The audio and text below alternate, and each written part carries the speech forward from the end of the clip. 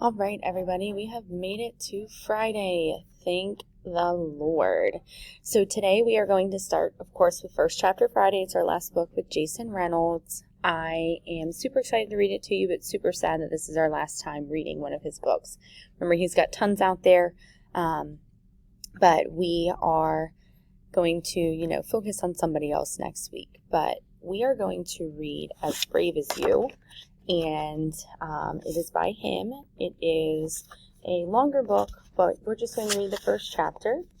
So here we go. Chapter 1. Number 460. Poop. Poop is stupid. Stupid poop. Stupid poopid. Poopity ditty. Is poopiditty a word? Jeannie stood a few feet away from Samantha's shabby old doghouse, scribbling a mess of words in his notebook. His older brother, Ernie, was luring the mutt to a cleaner spot in the yard with a big pot of leftover chicken, bacon, grits, greens, and whatever else was for doggy breakfast. Okay, that should keep her busy for a few minutes, Ernie said successfully.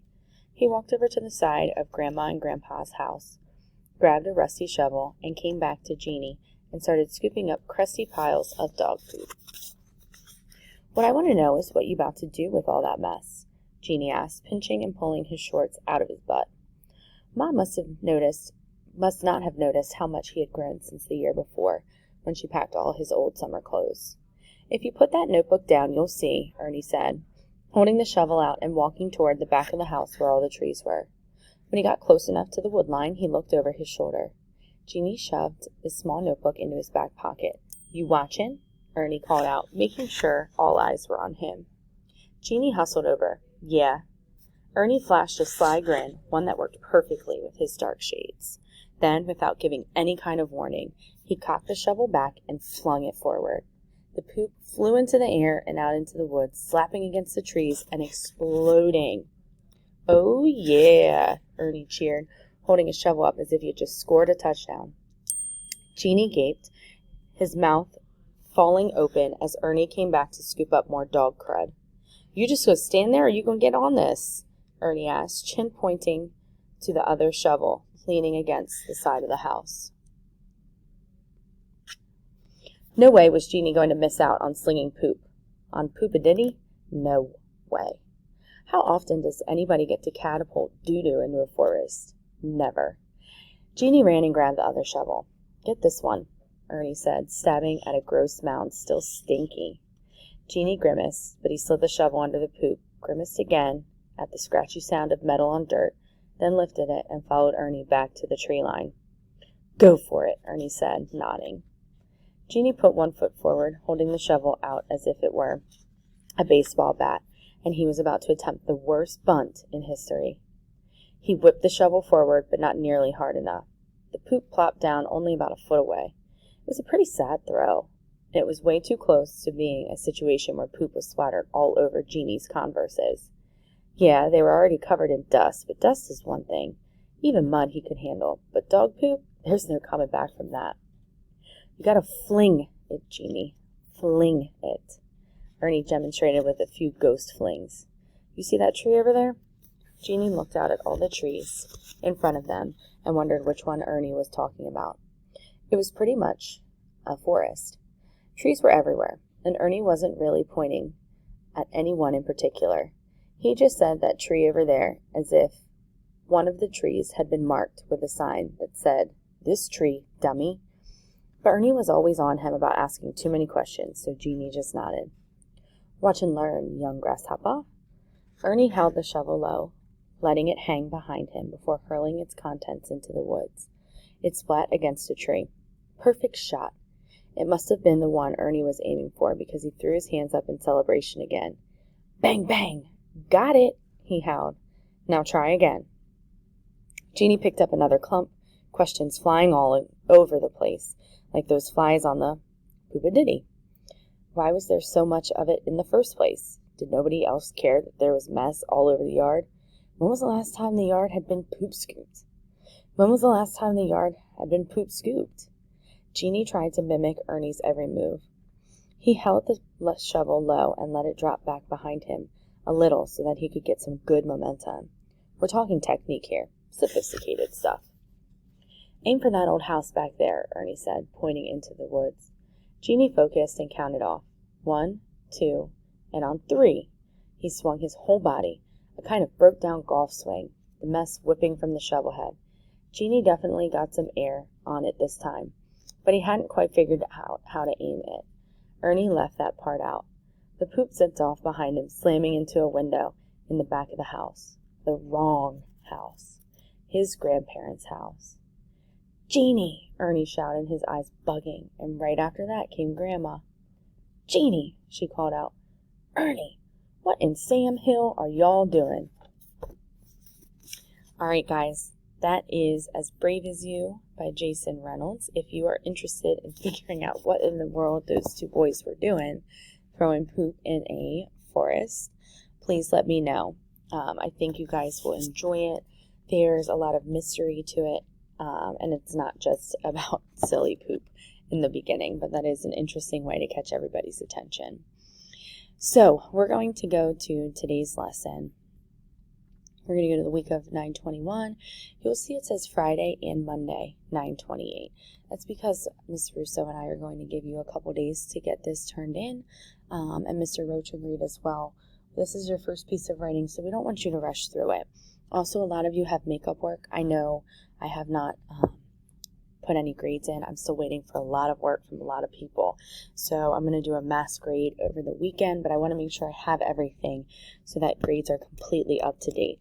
So today is going to be, let's get our makeup stuff turned in and get started. So remember, if you look at your learning target, you guys are writing a retelling of the medicine bag from another character's point of view, and that character is Grandpa, and we're focusing on using descriptive details and well-structured event sequences. So yesterday you guys filled out your planning, and we focused on those well-structured event sequences because we looked at the 4 main things that happened, and then you broke them down into even more sub-events. So that's that well-structured part. You also started thinking about Grandfather and how he was thinking, or feeling during each event.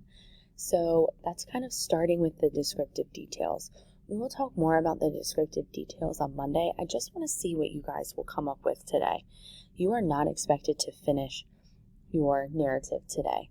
You will probably get about halfway through. I really want you to focus on getting that makeup work in and just getting some of this started. So if we can get through the introduction and events 1 and 2, I will be a happy camper. So to know that you're successful, you guys have that rubric, and that your retelling is going to be based on that.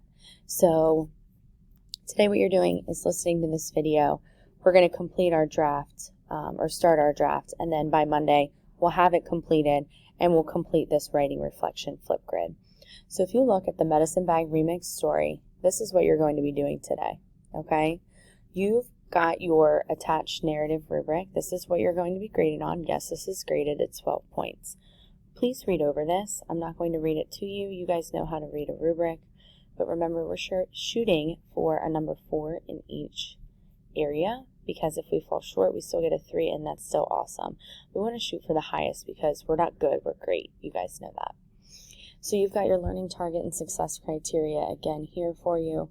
You've got your prompt, write a retelling of the story, The Medicine Bag, from Grandpa's point of view. Based on the details from the story, imagine Grandpa's journey to see his family. What are his impressions of Martin and his friends? How does he feel about giving the medicine bag to Martin to preserve a sacred Lakota tradition? We talked yesterday about which point of view would be the best. We all decided first person point of view, and specifically Grandpa's point of view is what we're going to roll with. So you guys are going to look over this rubric. You're going to open your OneDrive assignment, and there are a couple changes that I want to show to you. So you'll come to My Document. Remember, it might require you to sign in. If it pops up Sign In, you'll just sign in. I'm going to try to click Edit and see if that works.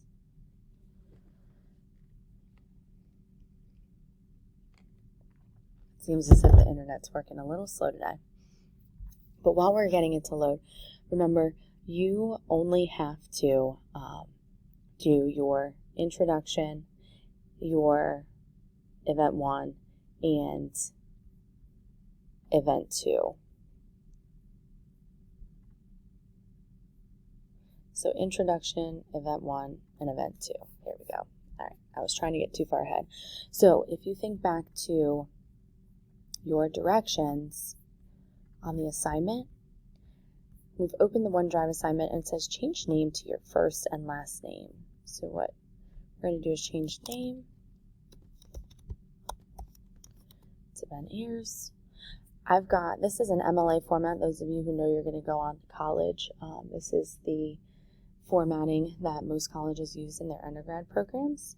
It always starts with your name. You have your professor's name underneath. You're going to put L. James so that we know which essays are mine and which essays are Miss Russo's when we send them to the board to show you guys off. And then if you look again, it says we're going to add either 1, 2, or 5, 6 next to the period. So Ben is in 1, 2. And then I've got the date. MLA has you write the date a little funky. The day always comes before the month, and then of course before the year. So I've already got his title, and if you look, you want to make sure you're not in italicized text and that you tab in one time. So what he's going to do is he's going to type his introduction. He's going to type out the first event and then the second event. Now event 1 is the journey.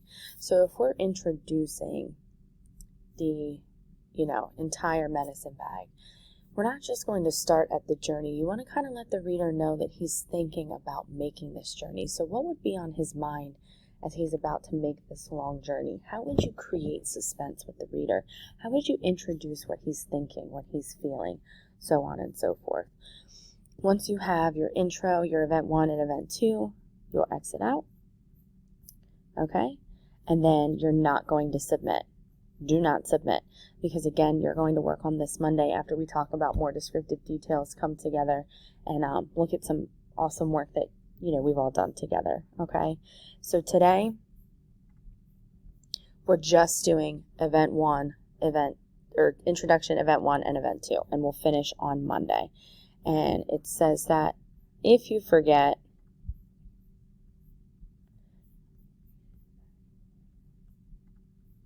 in this folder. Okay, so you will have all weekend and on Monday to make your story great. Okay, I can't wait to see you, and if I don't see you today, have a wonderful weekend and I'll see you on Monday.